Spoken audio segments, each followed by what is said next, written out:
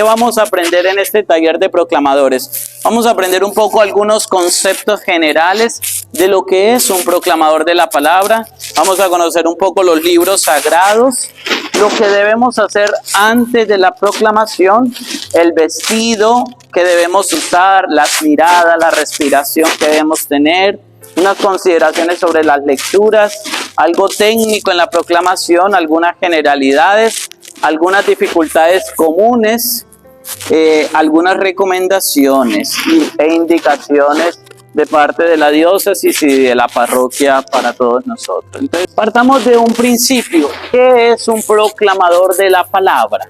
¿Qué es un proclamador de la palabra? Primero, es un ministerio o un servicio dentro de la iglesia para comunicar la palabra de Dios. ¿Y qué es un ministerio? Un ministerio es aquella persona que pone todo su cuerpo, su alma y su espíritu para servir a la comunidad. Ese es un ministerio. Recordemos que los ministerios van naciendo de acuerdo a las necesidades de las comunidades cristianas. Hay personas que incluso les encanta vivir diciendo, ¿y dónde está en la Biblia tal cosa? ¿Dónde está en la Biblia los proclamadores? ¿Dónde está en la Biblia? Pues, perdónenme, no caigamos en esas sandeces porque resultamos siempre pensando que todo lo que diga la Biblia así es. No, la Biblia, ¿qué hizo el Señor? Le dio la potestad al apóstol Pedro y ¿qué le dijo? Las llaves te las daré y lo que ates en la tierra y lo que desates en el cielo quedará desatado en el cielo o en la tierra y viceversa, ¿no? Entonces, con esa potestad de las llaves, la iglesia ha ido haciendo cosas de acuerdo a las necesidades que van surgiendo. Es más, yo pudiera decirle incluso al modo protestante a los apóstoles, ¿y dónde le dijeron a ustedes los apóstoles que tenía que crear presbíteros? Porque el Señor en ningún momento les dijo, cuando yo me muera, ustedes van a ser presbíteros, obispos, diáconos. No, el Señor que les dijo, vayan por el mundo, evangelicen, y ellos que empezaron a hacer, a crecer comunidades, a evangelizar, y mucha gente empezaba a crecer. Entonces, ¿qué pasó? Los apóstoles empezaron a ver, aquí no podemos quedarnos toda la vida. Entonces, ¿qué necesitamos? A una persona que se encargue ¿de quién? De esa comunidad. Y fueron nombrando ¿qué? Presbíteros, obispos y diáconos, de acuerdo a las necesidades. Luego la iglesia iba creciendo, y a lo largo de los siglos, la iglesia empezó a decir, necesitamos más personas que nos ayuden en la misión de la iglesia. Y entonces la iglesia ha creado ministerios. Inicialmente en la antigüedad habían algunos ministerios que conocemos nosotros, ministerio del hostariado. Es un ministerio que servía en una época con una necesidad diferente. Básicamente uno de los hostiarios era encender las luces de la iglesia, ¿no? Como era de lámpara de vela, pues tenía que estar pendiente de que no se apagaran porque si no se quedaba a oscuras. La manera en que prendían que la iglesia se iluminaba era que el hostiario se preocupaba de las velas de la iglesia. ¿Qué pasó? Llegó la electricidad y la pregunta, ¿se necesitaba alguien que hiciera eso? No, cierto, ya no había necesidad. Entonces, estos ministerios se fueron de alguna manera suprimiendo. Y otro ministerio que la iglesia suprimió, ¿no? El ministerio de los exorcitados, ¿no? Que se concedía antes de las órdenes. Eran lo que llamaban a veces las órdenes menores, ¿cierto? Estos ministerios fueron cayendo en desuso y se fueron suprimiendo. Es más, había un ministerio que se suprimió en la iglesia y que el Papa Francisco reactivó. ¿Cuál fue ese ministerio? El ministerio de la catequesis. Y son ministerios que antes la iglesia había suprimido. Pero incluso, ¿qué dijo el Papa Francisco? Se hace necesario más catequistas en la iglesia. Entonces, volvió a resurgir el ministerio de la catequesis, que antes existía pero se había suprimido. Ahora el Papa lo reactivó y hay toda una fórmula para instituir ministros. Bien, ahora entonces ha existido hasta el momento dos ministerios que antes básicamente eran dados solo para los hombres. Imagínense, solo para los hombres. Era el ministerio del lectorado y el ministerio del acolitado. ¿Qué hizo el Papa Francisco hasta el momento? Conceder ministerio de lectorado también ¿a quién? a las mujeres. Eso dio más apertura al servicio en la comunidad. E igualmente con el ministerio del acolitado. ¿Qué es el ministerio del acolitado? Es aquella persona que sirve en el altar. Sirve como poner las especies para ser presentadas, ¿no? Ayudar a la distribución de la comunión, ayudar también a llevar la comunión a los enfermos. Eso forma parte del ministerio del acolitado. ¿Y qué es el ministerio del lectorado? El ministerio del lectorado, su nombre lo indica, es proclamar en nombre de Cristo la palabra de Dios. Proclamar en nombre de Cristo la palabra de Dios. Entonces, ya podemos ir entendiendo lo que es un ministerio dentro de la iglesia, que es comunicar la palabra de Dios. No se trata de una simple lectura. Por eso hay una diferencia muy grande entre proclamar y leer. ¿Sabían eso? Una cosa es leer, como leerme la Divina Comedia, ¿no? Como leerme la farándula, como leerme los chismes, ¿no?, de actualidad. Una cosa es leer, otra cosa es proclamar. ¿Y qué diferencias hay entre leer y proclamar? Leer, ¿qué es leer? Es lo que hacemos por nuestra cuenta, ¿cierto? A leer un libro, a leer una obra literaria. Cuando leemos, tratamos de entender qué nos dice el libro, el texto, o incluso hay personas que pueden leer la Biblia únicamente, ¿no? Leer la Biblia ¿para qué? Entenderla, para sacar un resumen, para sacar una conclusión, ¿cierto? Yo puedo leer la Biblia también. Y también la lectura puede ser algo de fruto personal. Eso es una lectura que yo hago. Pero, ¿en qué se diferencia el leer al proclamar? Proclamar se hace dentro de la celebración eucarística. La proclamación se hace dentro de la celebración. Segundo, la proclamación es la misión de transmitirle a los fieles lo que Dios quiere comunicarles. Eso es algo muy grande. Les leo nuevamente. Es la misión de transmitirle a los fieles lo que Dios quiere comunicarnos. Yo veo mucho un problema dentro de nuestras comunidades cristianas, que no debería ser. Hay personas que les gusta traer los libritos, ¿no? Por ejemplo, estos libritos, bueno, este librito de Colombia que se llama El Pan de la Palabra, ¿no? Que están las lecturas, y nosotros a veces traemos libritos para que mientras el que está proclamando, yo estoy, ¿qué? También leyendo. No debería hacerse. No debería hacerse. E incluso hay personas que dicen, es que los católicos no llevan la Biblia a la iglesia, ¿no? Porque es que nosotros no vamos a ir a leer. Nosotros ¿a qué vamos? Es a escuchar la voz de Dios. Si yo quiero leer, en la casa lo hago. Pero es que yo en la iglesia voy a escuchar. ¿Y eso de quién lo aprendimos? De los judíos también. Cuando los judíos iban a las sinagogas, se sentaban para que el maestro de la ley hablara la palabra de Dios. ¿Se acuerdan? Incluso que hasta Jesús entra a la sinagoga y les lee el rollo del profeta Isaías. Al término el profeta dice, hoy se ha cumplido la palabra de Dios, y la gente se puso en pie. ¿Por qué? Porque a la iglesia se va a escuchar. Porque la fe entra por la escucha.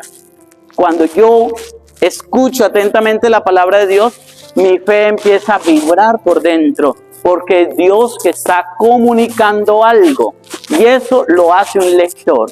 Es transmitir directamente, es usar sus labios para transmitir la voz del Señor.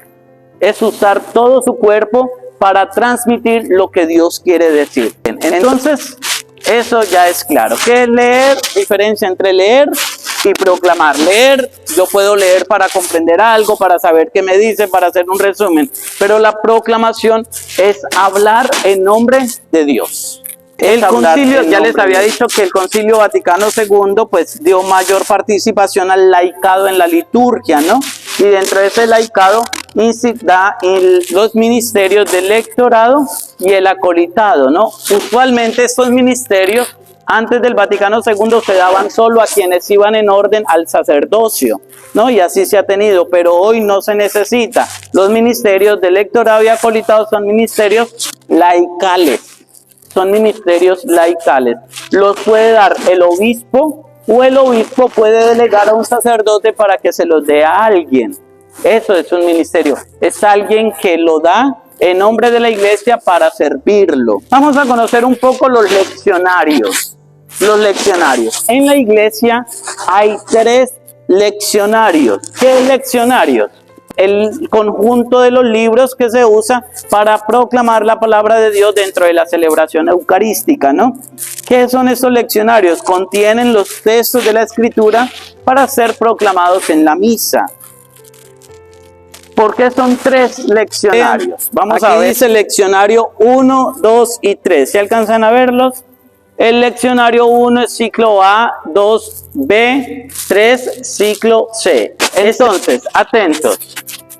En estos leccionarios están contenidos el 90% de las lecturas de toda la Biblia. ¿Por qué el 90%? Porque hay otros textos bíblicos que no están ahí, que están contenidos en la liturgia de las horas.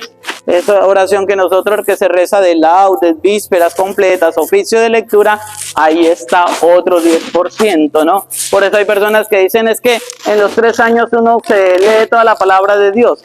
Sí y no, porque en la misa no está toda la lectura de la Biblia. Se completan con la liturgia de las horas, con la liturgia de las horas, ¿bien? También dentro de la Eucaristía está algo que se llama el misal romano. El misal romano, ¿qué es el misal romano? Bueno, el misal romano es el libro de oraciones de la celebración eucarística. Ese es el misal romano. ¿Qué hay en ese misal romano? Contienen las oraciones, las celebraciones y rúbricas para la misa. Tiene el ordinario de la misa, misas votivas y de difuntos, también hay plegarias, prefacios. Ya les decía que proclamar es ¿qué? Anunciar, transmitir la palabra de Dios para que sea escuchado en el corazón de los fieles, ¿no? Por tanto, el proclamador debe orar. Un proclamador debe ser una persona de oración. Debe ser una persona de oración porque ofrece un servicio a la comunidad. Un proclamador debe meditar las lecturas antes de proclamarlas. Eso es importante. Debe meditar las lecturas antes de ser proclamadas, ¿no? Debe conocer la forma como está escrito el texto. Ahorita les voy a enseñar.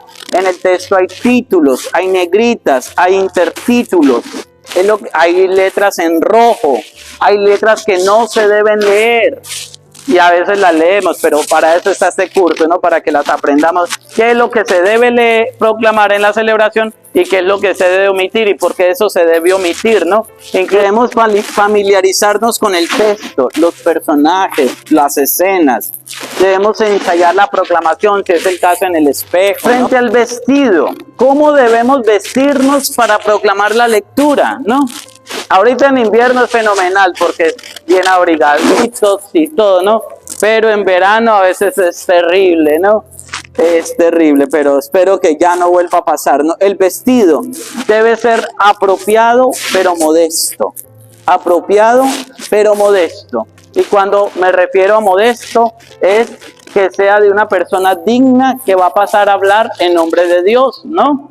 Hablar en nombre de Dios, no con short, en sandalias, ¿no? Que realmente refleje, no tampoco una persona que ya termine llamando mucho la atención, ¿no?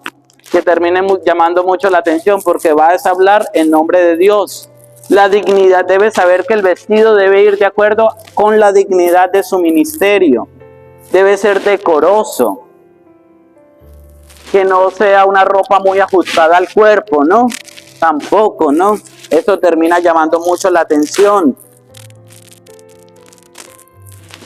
Frente a su presentación personal, bien peinado o afeitado los hombres, ¿no? Bueno, los que se usan barba, al menos bien arregladitos en la barba, bien presentados, ¿no? Bien presentados por lo menos, ¿no?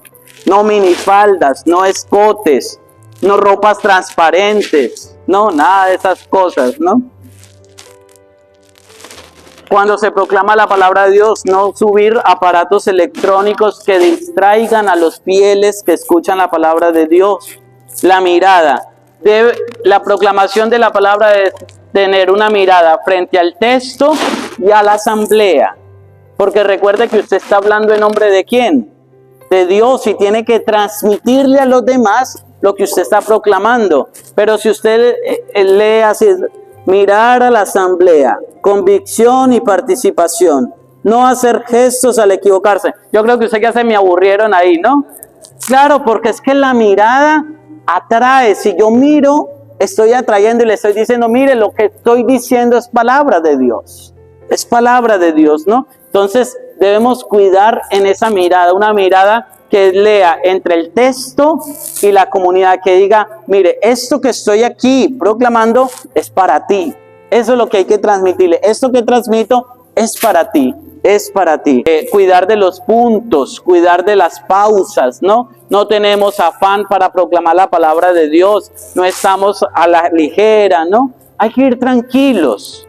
Es más, a veces nosotros venimos a la iglesia quizás con muchas preocupaciones o con el frenesí de haber llegado acá. ¿A qué me refiero? El tráfico, el que se me atravesó, el que me hizo dar mal genio, tal cosa, el que el carro le empezó a fallar tal cosa. Entonces podemos llegar acá un poco estresados por todas esas cosas. Por eso es importante que el proclamador llegue, así sea unos 20 minutos antes. ¿Para qué? Para que si llegó estresado por el tráfico, por las cosas de afuera, pues al menos que esté tranquilo, que se calme, para que cuando el momento de proclamar, eso no lo transmita a la comunidad. Porque si yo llego en el momento que me toque proclamar, hay acelerado el estrés del tráfico, y llego a proclamar, ¿qué voy a transmitir? Pues el estrés mismo que traigo de donde vine, ¿no? Entonces por eso es importante llegar antes para al menos darle serenidad al cuerpo, al alma, a lo que voy a proclamar, ¿no? Bien, la respiración. La respiración. Si falta el aire, la voz será débil, temblorosa, cansada y sin firmeza. Para ello hay que tener ejercicios de respiración. Por eso otra de las cosas por las cuales debemos llegar antes a la Eucaristía, ¿no? Hacer ejercicios de respiración. Cuando yo hago ejercicios de respiración, oxigeno mi cerebro. Incluso esto es una técnica no solo para proclamar, sino en general, hasta es saludable. A veces nosotros no sabemos ni respirar, dicen algunos médicos, ¿no? Respirar es que cuando yo inhale, puede que esa respiración atraviese toda la parte, llegue hasta algo que se llama la glándula pineal de mi cerebro, baje hacia aquí por toda la médula y entre hasta el estómago, y ahí sí pueda exhalar. Este ejercicio hace que yo le esté dando oxígeno a mi cerebro y a todo el sistema también digestivo, ¿no? Y oxigenar el cerebro y todo nuestro sistema es muy beneficioso, nos da tranquilidad. A veces dice, pero es que me mareo cuando oxigeno. Precisamente eso es lo que estaba necesitando su cuerpo, ¿no? Porque oxigenamos el cerebro. Cuando estamos estresados, ejercicios de respiración son muy importantes, ¿no? Bien. El lenguaje corporal.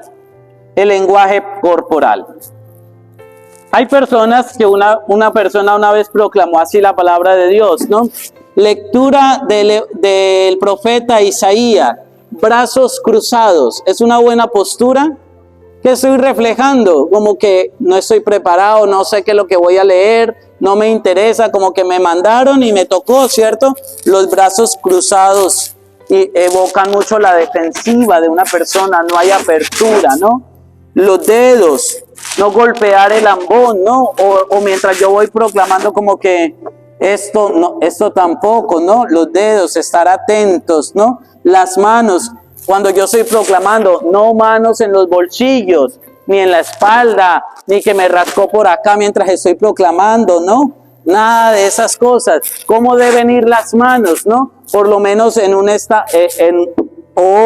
en un momento de oración, o por lo menos tenerla sobre el ambón. Ya vamos a conocer un poco de lo que es el ambón, ¿no? Que se note las manos siempre, la postura de las manos a mí me dice cómo están ustedes seguros para proclamar la palabra de Dios, ¿no? La postura de las manos es muy importante, ¿no? Por lo menos si yo soy un poco nervioso para proclamar, pues al menos las apoyo sobre el ambón. ¿Para qué? Para darme más seguridad, ¿no? Si es que estoy nervioso. O un ejercicio que yo hago, ¿no? Que precisamente estoy hablándole a un público que es muy variado o que sé que es un público que es un poco no creyente y le produce a uno un poco miedo, ¿no? O un público que no conozco, ¿no? Si a mí me genera miedo el público porque viene el pánico escénico, ¿no? Yo lo que hago es doblar los dedos de los pies, le ayuda a uno a concentrar los nervios y a tener propiedad en lo que uno va hablando, ¿no? Son técnicas que le pueden uno ir ayudando para manejar lo que llamamos a veces el pánico escénico, ¿no? Otra cosa importante, tratar de que el ambón no tape al lector, ¿no? Porque es que si yo digo lectura del profeta Isaías, la gente va a quedar mirando quién es el que está por allá proclamando, ¿no? Eso es importante. Entonces, bueno, a veces hay iglesias que me ponen un ¿qué? Un banconcito, ¿no? Eso pasaba. E incluso yo fui proclamador desde muy niño en mi parroquia y a mí nunca me pusieron un banco en Colombia y la gente decía eso, pero ¿quién es el que estaba leyendo, no? Porque yo era bien bajito y flaquito, nadie se daba cuenta, ¿no? Entonces es importante, ¿no?, que el ambón no nos tape. El cuerpo debe estar bien posicionado. Nuestra postura, hablo de posicionarse, es que si yo voy a proclamar, el cuerpo ya me dice cómo me está dando a mí la seguridad. Pero si yo hago esto, si yo como si el cuerpo me dice cómo estoy proclamando la palabra de Dios. Es importante porque el cuerpo me da mi seguridad. Entonces la posición del cuerpo es fundamental también. Cuando vamos a subir al ambón, ojo a esto, cuando vamos a subir al ambón, siempre al subir al ambón hay que hacer venia al altar. Y subimos lentamente, no hay que ir con afán. Bueno, los que tienen que usar esto lo hacen, ¿cierto? O pueden pasar por aquí con cuidado por las escaleras, ¿cierto? Pero es hacerlo decorosamente. Me acerco al altar de la palabra de Dios para proclamar la palabra de Dios. Y voy a pasar con el salmista a su vez, pues debemos hacerlo juntos y que todo se vea decoroso. Bien, seguimos avanzando. Consideraciones sobre las lecturas. Las consideraciones, primero, la velocidad en la forma como se proclama la palabra de Dios. Ni muy lento, ni muy rápido. Lento hace sosa la lectura, como que ya qué horas acaban, qué aburrido esto. El Señor dijo, yo soy rey. Usted me lo pregunta por usted mismo. Ya los estoy cansando con eso, ¿no? O la otra. Pilato le dijo a Jesús, ¿tú eres rey? No, el Señor le dice, yo soy rey, pero tú lo has dicho por mi cuenta o te lo han dicho otros de mí. Eso es como que al último, oye, espere, déjemelo procesar un poquito, ¿no? Los dos extremos son viciosos, hay que hacerlo despacio. Y Pilato le dijo a Jesús, nosotros tenemos algo muy bonito en nuestro español que hay que valorar y se llaman los signos de puntuación, ¿no? Las tildes en español son muy importantes. Lo que tenemos nosotros, que tenemos tilde y al menos sabemos dónde hacer el acento, ya con la excepción de algunas reglas que no tienen tilde, pero debemos saber dónde están los acentos. Sabemos que en español una coma, ¿qué significa una coma? Una pausa, ¿qué? Corta, ¿cierto? Y un punto seguido. Una pausa un poco más. Y un punto final, que va a pasar a otro párrafo. Una pausa más larguita, ¿cierto? Eso es. Los signos de puntuación son muy importantes. Si hay un signo de puntuación que empieza y termina con un signo de pregunta, usualmente esos signos de pregunta, ¿cómo termina la palabra? Lo que dice en el americano, go up, que va hacia arriba, ¿no? Termina hacia arriba la entonación, ¿no? Y eso también ayuda mucho a la proclamación, si es un signo de puntuación, si es un signo de admiración, ¿cierto? No sé cómo debe ser la entonación con los signos de admiración, en fin. Pero ya vamos a hacer ejercicio. Los movimientos oculares adecuados, es importante esto. Les decía, no, ni mucho tener el libro así, ni tampoco tenerlo lejos. Una posición que me ayude a interactuar entre la palabra y el pueblo de Dios. Eso es importante. Tenerlo mucho así que lo tape, ni estar mucho así, sino una que me deje ver el texto y me deje ver a la comunidad, ¿no? Esta es la armonía que debe haber entre el lector, entre el texto que está proclamándose y la comunidad que está escuchando la proclamación. También es importante leer las frases completas, que terminen, que le den ese entendimiento a lo que se está proclamando en la palabra. Sentir y vivir la palabra como misterio revelado. Aquí les quiero compartir una carta que guardo en Colombia como un texto exquisito. Una carta que me escribió mi arzobispo, Monseñor Flavio, cuando iba a recibir el lectorado. Yo lo recibí en el seminario de parte de otro obispo, ¿no? Monseñor, mi obispo, le autorizó a otro obispo para que me diera el ministerio y me lo dieron en la Basílica del Carmen en La Ceja. Y Monseñor Flavio tuvo este gesto de enviarme una carta, cortica, me la sé de memoria. En pocas palabras dice esto: Cristian Camilo, aliméntate de la palabra de Dios antes de alimentar a los demás. Eso me lo recalcaba. Aliméntate de la palabra de Dios antes de alimentar a los demás. En pocas palabras, dale siempre el pan fresco. Y eso lo he tenido muy en cuenta, ¿no? A veces podemos estar tomando, bueno, ya eso es como sacerdote, ¿no? Homilías de otros o las mismas hojitas amarillas de toda la vida, y eso es lo que les predico, ¿no? Eso no, darles el pan fresco a la comunidad, que hable en todo momento, ¿no?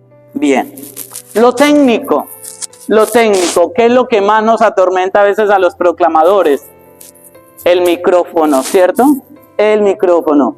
Quizás ahí se nos escapa, pero es importante que antes de la Eucaristía yo probar el micrófono, ¿no? Oye, ¿está funcionando? ¿No está funcionando? ¿No? ¿Qué estará pasando? Al menos si se escucha, está bajito de sonido. No solo es mirar que me toca a mí proclamar, sino también a la próxima. Voy a estar atento de saber si está funcionando el micrófono. Eso es importante antes de la Eucaristía, ensayar ¿qué? El micrófono, tener cuidado de mover el micrófono. Si es que el que pasó antes de mí es muy alto y yo soy bajito, hay personas que mueven el micrófono, aquí eso chilla muy feo. ¿Eso qué hace? Distrae la comunidad. Entonces, si yo tengo que bajar el micrófono, buscar hacerlo y hasta debo ensayar de que eso no suene feo. Y si lo puedo apagar, lo apago primero y ahí lo bajo. Y si no se puede apagar, trato de mirar cómo se puede bajar sin que eso suene feo. Eso también es ensayar la proclamación de la palabra de Dios. Familiarizarnos en el lugar es importante. Bueno, aquí conocemos la parroquia, conocemos el ornato del templo, pero si hay proclamadores que son de otras parroquias, conocer también del lugar del templo, dónde voy a salir, dónde voy a hacer la venia, a dónde me voy a poner, dónde está el lugar para subir. Eso es importante también conocerlo, ¿no?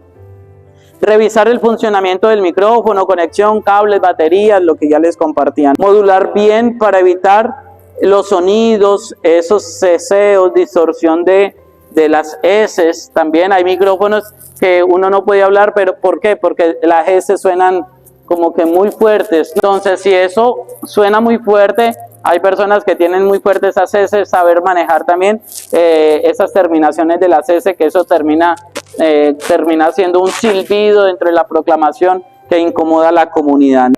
Bien, también dentro de lo técnico debemos cerciorarnos que los que están lejos puedan escuchar la palabra de Dios. Eso es importante, que el micrófono, que el sonido esté funcionando también para los que están lejos. Y si el micrófono quizás se escucha muy bajito, yo tratar de subir la voz para que la comunidad pueda escuchar. Algunas generalidades de la palabra de Dios. Algo importante, no cambiar las palabras. No cambiar las palabras, ¿no? Una cosa es lectura de la carta a los tesalonicenses y otra cosa es lectura de la carta a los tolimenses. Una cosa es la mazmorra y la otra es la mazamorra, ¿no? Otra cosa, esto sí es claro. Una cosa es duro de cerviz y otra cosa es duro de cerviz. Ojo a esto. Hay que tener cuidado en las acentuaciones. Una cosa es cerviz y otra cosa es cerviz. Cosas así, ¿no? Entre otras que se me escapan. Una cosa es a los hebreos, otra cosa es a los ebrios. Una cosa es la ciudad de Antioquía, otra cosa la ciudad de Antioquia. Por eso es importante las acentuaciones dentro de la palabra de Dios. Mantener un tono de voz estable y dinámico, no solo como que una lectura muy tenue ahí de que se note el dinamismo, ¿no? Hago las subidas, hago las bajadas, hago las entonaciones, hago las pausas. Eso hace la lectura dinámica. Aquí no lo he visto tanto. Bueno, este es el evangeliario, ¿cierto? El evangeliario. Miren esto, lo que pasa a veces en algunas comunidades. Hay personas que dicen, esto es palabra de Dios, y levantan el texto. Ni tampoco no debe hacerse, ¿no? Se debe decir palabra de Dios, palabra de Dios. Esa es la primera generalidad. No levantar el leccionario, no hay necesidad. Otra cosa, con respecto al salmo.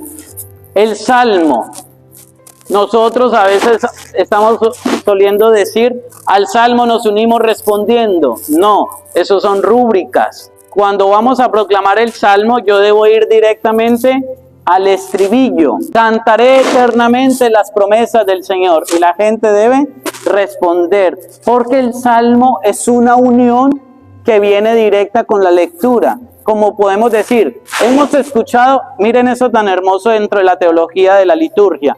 La primera lectura nos habla Dios al corazón del hombre, y el salmo es la respuesta del hombre a lo que ha escuchado. ¿Sí me hago entender? La lectura es Dios habla al corazón del hombre, la primera lectura, y el salmo es la respuesta del hombre a lo que Dios le ha hablado. Por eso es que nosotros, el salmo debería hacerse cantado, porque es la respuesta alegre y gozosa del hombre hacia Dios. Por eso esos estribillos, cantaré eternamente las promesas del Señor, anunciaré, ¿cierto? Son estribillos que evocan respuesta a lo que la primera lectura se ha proclamado. Entonces, evitemos decir al salmo nos unimos respondiendo, porque eso interrumpe lo que hemos venido escuchando. Por eso se pasa directamente, ¿qué? Al estribillo, que ya se entiende que es un salmo el que vamos a proclamar. Otra cosa, al terminar la lectura debe haber una pausa. No, por ejemplo, yo te aseguro que estarás conmigo en el paraíso, palabra del Señor. Eso como que no encaja, ¿no? Yo te aseguro que hoy estarás conmigo en el paraíso. Una pausa y luego digo palabra de Dios. Y la palabra de Dios no es en pregunta. Palabra de Dios, no. Es una afirmación. Usted está afirmando como proclamador lo que ha proclamado. Palabra de Dios.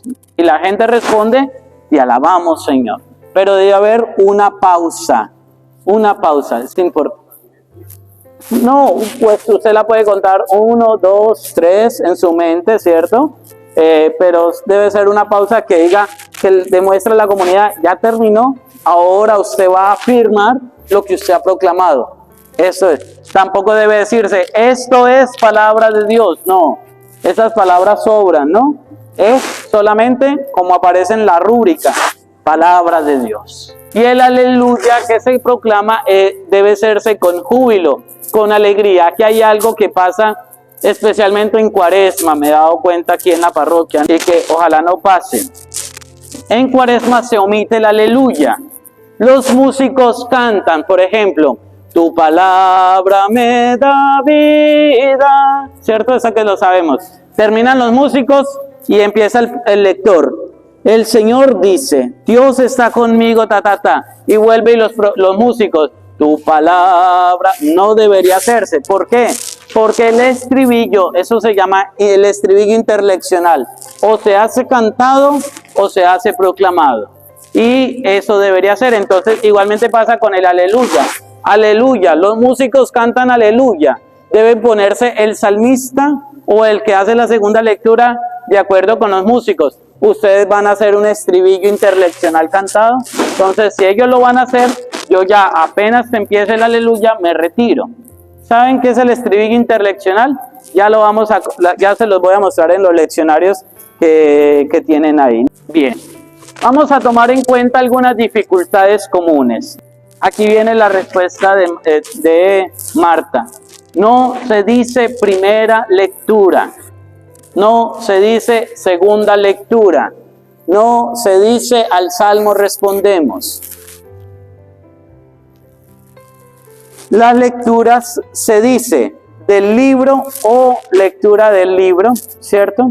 Del libro del Génesis, del libro del Apocalipsis. Así es como se debe decir. Tampoco ahí hay una frase, una lectura como un título al texto. Hay personas que lo leen, eso no debe leerse. Ya les voy a mostrar en el leccionario. No debe leerse, solo debe leerse lo que dice del libro del Génesis, del libro del profeta Daniel, del libro de Zacarías, del libro del profeta Zacarías, en fin, parte. Muy bien. Recomendaciones, una actitud orante de la palabra de Dios y del servicio, es importante. Vuelvo y les recuerdo, estamos proclamando la voz de Dios y debo ser una persona de oración. Es más, mi recomendación desde el corazón, qué bueno que no solo ensayemos las lecturas, hagamos lección divina, hacer una lección divina en la casa, ¿no? Oh, el Señor primero me habla esto a mí, eso que yo voy a proclamar me dice a mí que debo cambiar, que debo hacer, que debo estar preparado, en fin, tantas cosas que el Señor me habla. Lo que yo les decía que mi obispo me decía, ¿no? Aliméntate tú primero de lo que vas a proclamar antes de alimentar a los demás. Llegar temprano es importante, repasar las lecturas, revisar el equipo con que se va a proclamar, quién va a ser, si yo voy a hacer la primera lectura, quién va a hacer la segunda, si ya sabemos preparar entre el equipo, ¿no? Estudiar el leccionario, estudiar la palabra de Dios. Aquí pasa algo muy común. A veces, ¿me prestan un leccionario ahora sí, por favor? ¿Dónde andan? A veces con los leccionarios pasa...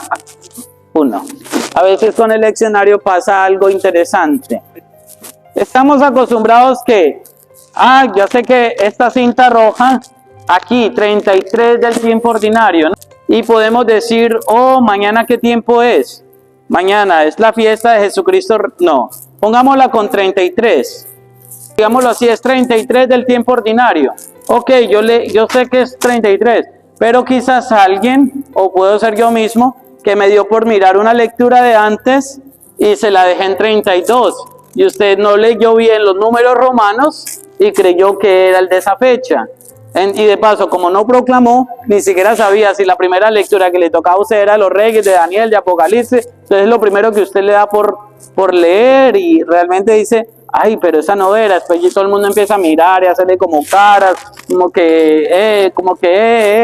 y distrae la comunidad. Entonces, saber para eso antes. Si me cambiaron la cinta, pues al menos yo tratar de memorizar la página antes por si me cambian la cinta, para ir rápido a decir, yo me acuerdo la página en donde estaba, ¿no? Porque si yo me confío en la cinta, la muevo o sigo roja y todas son rojas. Y en fin, hay que estar hasta en eso preparados. Bien, entonces, hijos, con respecto a los leccionarios, ustedes que los vieron, las letras en rojo no se leen. Letras en rojo no se leen. Tengan en cuenta eso. Letras en rojo nunca se leen. ¿Para qué son las letras en rojo? Para distinguir o ayudarles a saber lo que viene. Por ejemplo, aquí dice primera lectura. Eso está en rojo, eso no se lee. Después dice, entonces se salvará tu pueblo. ¿Esto qué es? Estas letras en cursiva. Estas letras en cursiva son una introducción a lo que usted va a proclamar. Eso tampoco se lee. ¿Desde dónde se lee? Del libro del profeta Daniel. Del libro del profeta. Después aquí hay una letra en rojo. ¿Sabe, padre? El padre me dijo que las letras en rojo no se leen, pero esta está en rojo, ¿no? Bueno, ese es el inicio, ¿no? En aquel tiempo. Porque si puede leer en la N sin la E, pues difícil, ¿no? Pero en fin. Igualmente, aquí dice palabras de Dios. Termina con eso. Y fíjense que Salmo responsorial, que es lo que la gente lee, está en rojo. No se lee. Del Salmo 51, ¿se lee? No, miren que está en rojo. En rojo, ¿no? Y ahí viene el estribillo, ¿no? ¿Qué es lo que la gente debe responder? ¿Dónde está la R? Es la pausa para que el pueblo responda. El Salmo no termina con palabra de Dios. ¿Por qué? ¿Es que no es palabra de Dios? Es la respuesta del hombre hacia Dios, a la lectura que ha sido proclamada, ¿no? Por eso es que no termina con palabra de Dios. Y usualmente la segunda lectura es una lectura del Nuevo Testamento que responde a la vida de los primeros cristianos. Y después viene el Evangelio. El Evangelio ya es la comunicación directa de Jesús hacia su pueblo, ¿no? Es el Señor el que habla al pueblo de Dios. Entonces, esto es lo que llamamos el leccionario. ¿Cuántos leccionarios son? 3. ¿Por qué son 3? Por los ciclos litúrgicos. En el ciclo A, ¿qué evangelio se lee? En el ciclo B, ¿qué evangelio se proclama? Y en el C, y en el D, y en el San Juan. ¿Cuándo se lee el evangelio de San Juan? En los 3, pero más en el ciclo B. Más en el ciclo B. Y una frase para terminar este punto. El proclamador de la palabra es emisor y receptor a la vez. Eso es bonito. Es emisor y receptor a la vez. El primero en escuchar y entender lo leído. No nace de la vida académica el proclamador, sino de la experiencia de fe. Por eso no hay que hacer un posgrado ni una maestría en proclamación de la palabra de Dios, ¿no? Es una experiencia de fe que ustedes y yo estamos haciendo aquí. Ahora quiero que hagamos ejercicios, ¿no? Vamos a hacer ejercicios bien.